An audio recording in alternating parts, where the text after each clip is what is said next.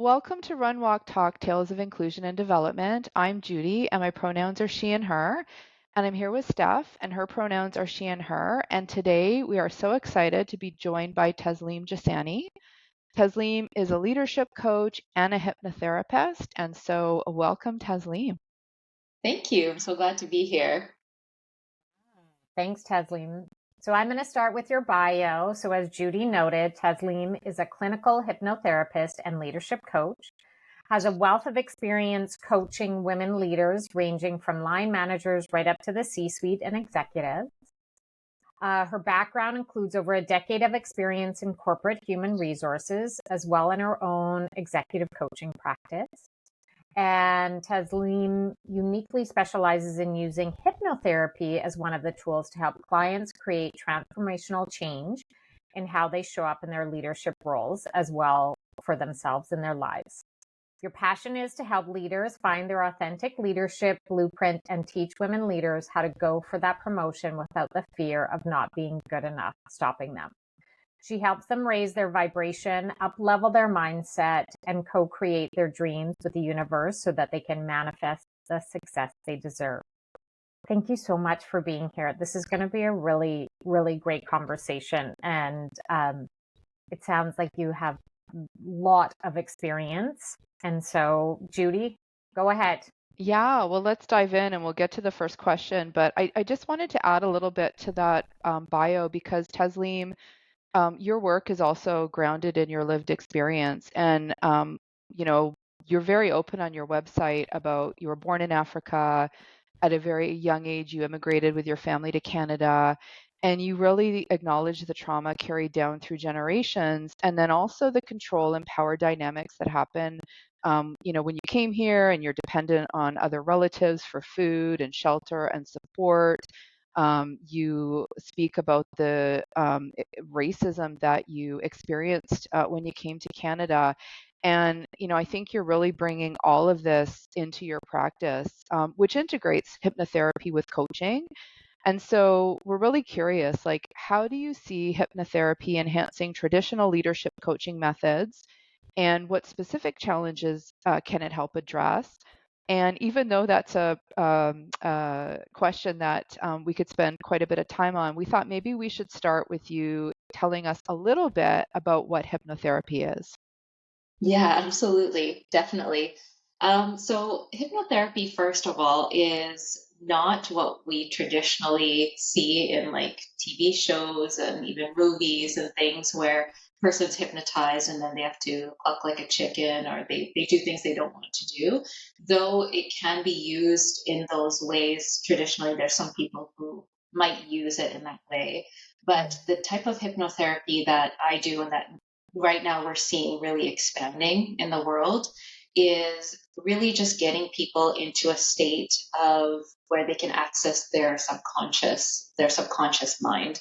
So our subconscious mind is the part of our mind that does a lot of the underneath, like the running of our programs, our belief systems. And if you guys have watched Inside Out and Inside Out 2 or those kinds of movies, I won't give any spoilers away, but I'm really grateful these days we have movies like that that talk about how our emotional systems run inside and how our subconscious runs in our mind and how we can take a memory or an experience and actually it becomes filed into a part of our brain where that actually can turn into a belief system. And so while this is very healthy patterning for us because it starts to define who we are, if we've experienced trauma or negativity around the type of person we are, the way we've handled something, especially at ages where we can't actually process what's right or wrong, like when you're 7 or younger, you're just dependent on your environment to reflect back to you if you're doing something right or wrong. So those times our belief systems can actually become programmed within us as, oh, I am always failing, or I'm always doing something wrong, or I talk too much, or I'm too emotional. Those systems can also run into the subconscious and become sort of our autopilot, the things that we use to actually action things each and every day, but we don't know those programs are running, right? It's like any system. It runs in the background And then what happens is we act on these subconscious programmings, and we want those to be positive. We want them to be where I'm lovable, or like I am worthy, and those kinds of things. But then those other negative programs can get into our subconscious, and so hypnotherapy allows us to come to that same wavelength of the subconscious level, which is sort of that feeling, when you're in meditation or you're in flow, or those times when you're doing something you love, like you're running or doing something, and you just get into a flow, and you just, like, the time just goes by. You don't even realize, like, oh my gosh, 2 hours just went by and I'm doing this thing. Those flow moments, that's the same wavelength when we get into our subconscious. So hypnotherapy just allows us to get into that place so we can access the deeper levels versus just talking as we are right now at these conscious levels. If that makes sense. That's a very, I guess, simple way of putting it. But yeah, does that make sense? It does make sense, and it makes me think of, in terms of women in leadership, thinking about also those messages that women take in that maybe aren't men aren't subjected to. So things like and I'm thinking double bind, where if you're too strong, you can be seen as being aggressive, and then maybe you stop speaking. Like, I'm just thinking in terms of what you're helping people potentially uncover in terms of messages that they're getting as a woman leader. Is that fair? Like, we're also taking in these messages that we get from our workplaces, and Yes. we're constantly feeling like we have to adjust based on those messages that we're receiving. Yeah, 100%. And it gets so complicated because we have these societal norms we grow up with. And as you mentioned in the intro, how I went through skin color, like just my skin color being something that was wrong, or just these things that happen as we're growing up that actually tell us we should be smaller than we are. Mhm. So sometimes what happens is when we're trying to actually push forward, even as female leaders, we have opinions and ideas, and we want to push against the grain a little bit, we'll automatically be told in some shape or form it's wrong, only because we're also acting against someone else's subconscious, someone else's systems and beliefs. And then they're coming at us because they don't want us to do something that's going to rock their world of what their belief systems are. Mhm. So if we are used to being told we're wrong or we need to be small, we may go into that subconscious pattern of pulling back, slowing down, shutting down, because that's just what we've known. And as women, that's a very big challenge, is going into that submissive, or just, okay, I'll just keep it silent for now because I don't want to cause trouble, because it hasn't highly been acceptable for women to do that. And we tend to cause too much trouble, that sort of belief pattern Mhm. that happens. So there's just so much there. I could talk forever about it, but you're 100% right. Is I'm helping women when they come to me to accept that this is a part of them also stepping into their power, and that while people may say things to make them feel like they should be small again, they don't have to choose that. And sometimes we have to just let people feel what they need to feel as you're growing.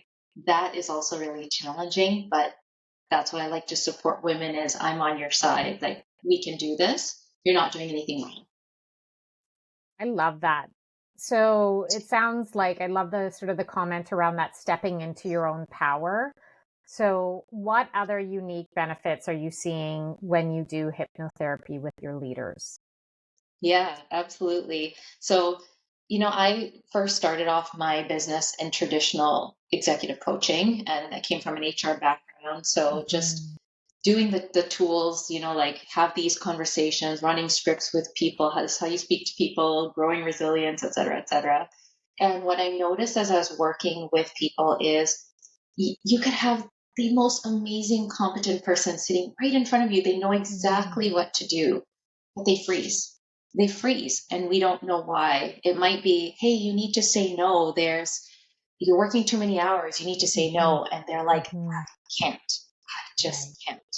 And so when I Mhm. was doing these coaching practices with them, it was the same reoccurring pattern. And there was absolutely nothing I could do to help them in the traditional methods. I couldn't give them Mhm. more courses. They were just Mhm. freezing more. And it was just causing them to go to a place of there's something wrong with me that I can't do this. Right. So the benefits I'm seeing with the hypnotherapy is I'm able to meet somebody exactly where they are because I can understand why they're freezing. I can help them understand why they're freezing and that there's nothing wrong with them. And that in fact it's trauma or it's something that's subconsciously being activated.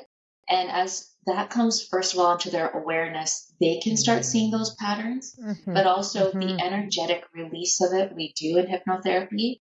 This is equivalent to, you look at an animal out in the wilderness, they shake off trauma. As soon as like an animal's trying to kill them, they physically shake off trauma.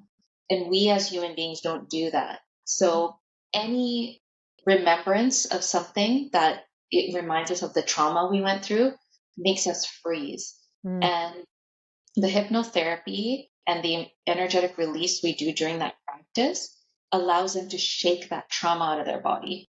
It's so powerful. And then the coaching we do now actually sticks. Now they can actually understand, okay, I have to say no.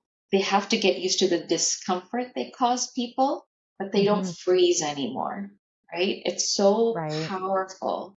And so then I see these people coming to me and they're like, I had the conversation with so and so. It was uncomfortable, but I set boundaries and it's getting better. Versus before, they would just get in this situation and then they'd be like, they're getting upset with me and then they'd freeze right then and there. And they wouldn't be able to move forward and then they'd revert back to shrinking and not voicing. So those are the benefits I'm seeing is I can help people overcome things that years and years, the same patterns over and over, and they break through. It's beautiful to see that and empowering.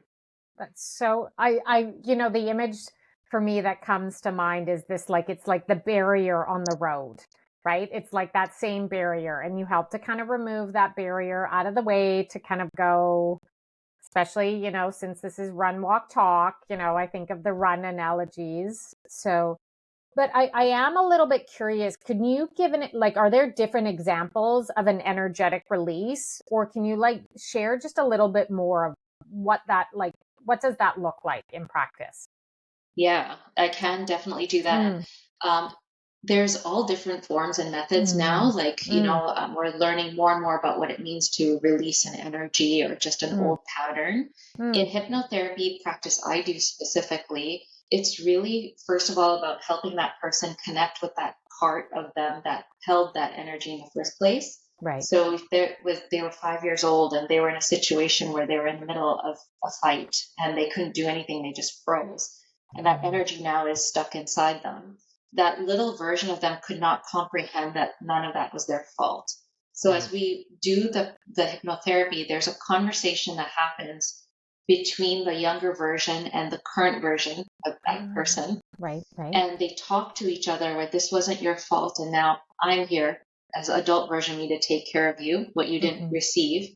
And then there's actually a physical release that we do. So I help them imagine them gathering up all this old stagnant energy, this old pattern, and breathing it out. And we have a very specific process we go through. But you know how you gave that example of the barrier in the road? In the same way, like I like to give the analogy like a person going for surgery because there's something that you can't do anything unless you get the surgery. Right. So we have to physically remove that issue. Then we go to physio and all these rehab practices to rebuild. Right. So this energy actually takes up space in our body. And when we can will that energy and breathe it away, we can actually, it's, of course, people can see it as woo-woo and that sort of thing, but actually is real, is that energy, we can send it off to be recycled. Like it's gone, earth, take it away. And then we fill this space, this new empty space with a new way. And so these intentions that get set while we're in the subconscious wavelength, it's so powerful because the subconscious can do so much more than we know. I mean, it's 95% of our brain's functioning. So I don't even think our 5% conscious brain can even wrap our heads around how much we're connected to everything around us. So that's what we do. It's very simple. Some people say, I don't think it's going to work. And I'm like, just trust the process. Mhm. And Right. every time they're like, I feel different. I feel a shift. Yeah. Sometimes even to the point that they're like, I feel like I don't care anymore like I used to about things that I should care about. Mhm. And I'm like, Right. that's okay. That's just Right. you releasing an old energy, and we're going to fill it with a new way because they're just not used to this new way of being. That makes Right. sense. Yeah. Well, and what kind of comes to mind for me, and I mean, Tasleem, feel free to correct me if I'm wrong, because I would also sometimes be like, okay, it might feel a little bit woo woo, but even if I think in my own thinking it feels a bit woo woo, there's that whole notion, like I'm thinking Marie Mm. Kondo, and you get rid of things to let Mm. new things come in, like you stop holding on to physical, whether it's clothing or furniture, whatever you have around your house, you're getting rid of something that's not serving you anymore. And so, even that description, like acknowledging that there's something happened and saying, you know, having some sort of ceremony or whatever you want to call it to say enough, like I'm done with it, just in Yeah. itself would be powerful, I would imagine. 100%. Because not everybody I work with wants to do specifically the hypnotherapy practice, or Mm. Mhm. Mhm. they still are very uncomfortable going in their bodies to that extent, or whatever it is.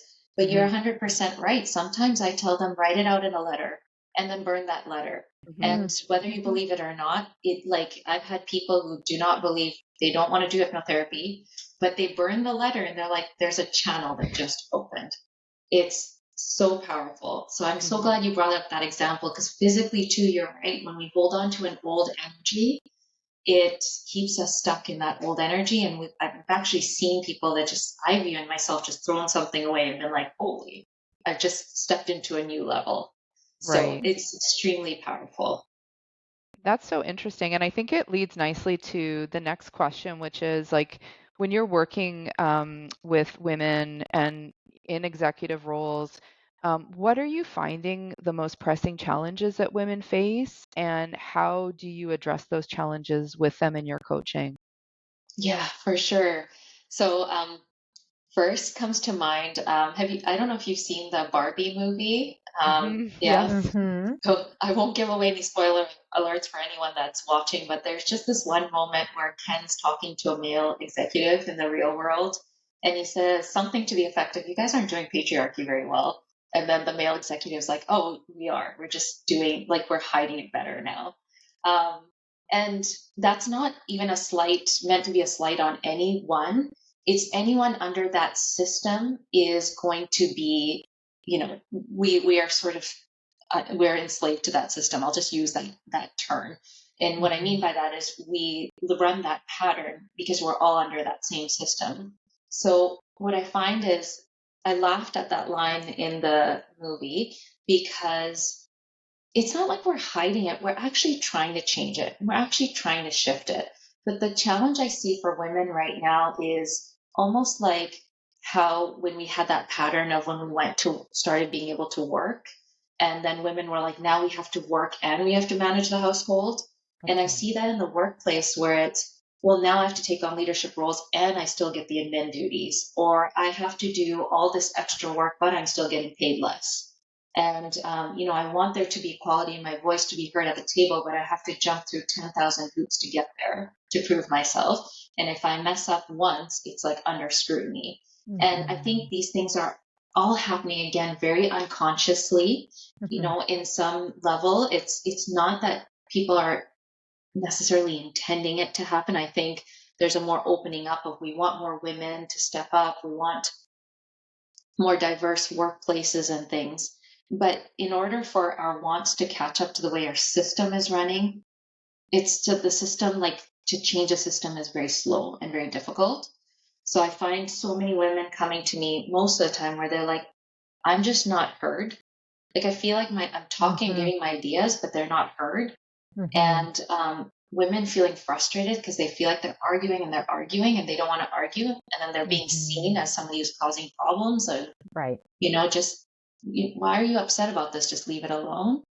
And Mm. so I have to work with them in this fine balance of where do you want your energy to be? There Right.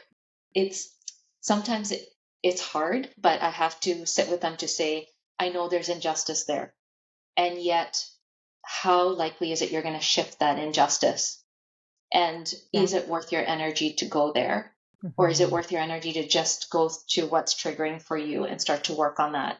Because the more I believe that women, or even just people in general, do that and do their internal work, the more it's going to reflect in our systems and the way people do things. But if we are always trying to change the outside, where the resistance is just going to come right back at us because the system Mhm. is slow. It's Yes. slow to change, you know? Yes. So I find that's the biggest challenge for women right now is like facing, we have it, like I can feel it, I can taste it. I want to make change. I want to do all these things. And then not being able to, or being shut down when they try, or, Mhm. and then where do I go from here? And what do I do with my anger and rage that I'm feeling? All those pieces are where I work with them on that energy and practices to help them to be able to process that for themselves and then step into that higher version of themselves. Yeah. Do you know, it reminds me of, I think, I mean, there's misinformation around the systems in the sense of having others, level up and more women means that, potentially men have to give up something, right? This sort of that analogy of the pie, this kind of somebody needs to give up something to have somebody, um, you know, the raise or the promotion, which really is such misinformation and that scarcity mindset, I think, Yes. Yeah, so absolutely. yeah, Absolutely. yeah. Um, One more question for you, Tasleem. I'm very curious. I talk a lot about books with Judy on our runs and stuff or podcasts. So curious, what are you reading or listening to lately that you can share with us that we need to be reading or listening or watching?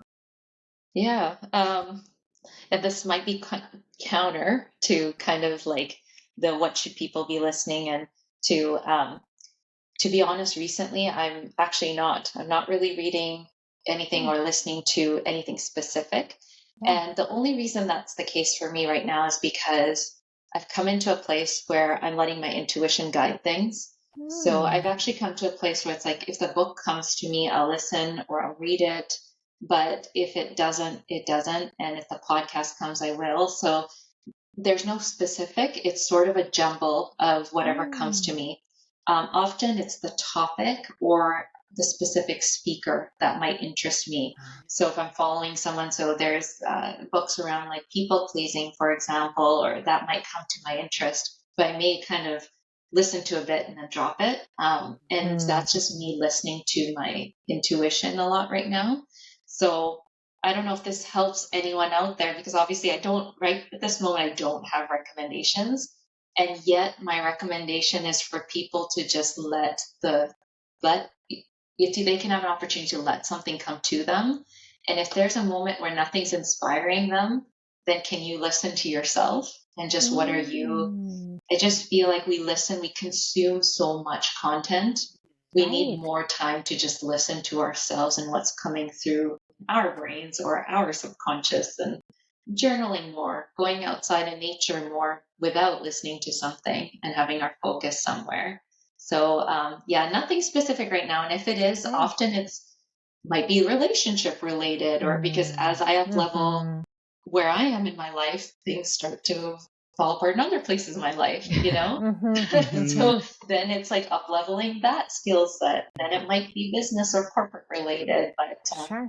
yeah, so that's where I am right now, where it's nothing really specific and more actually enjoying animated movies with my kids and just taking away from them all the stuff that I'm learning Yeah. about intuition and trusting yourself and things. Yeah.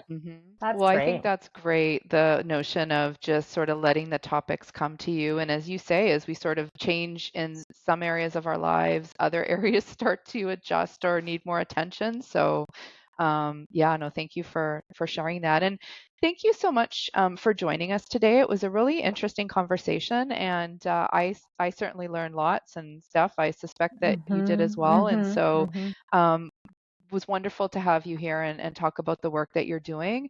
And we will post Tasleem's website as well when we post on our podcast, so that you can, if anybody wants to connect with her, you certainly can. So thank you so much, and until next time. Thank you. Thank you.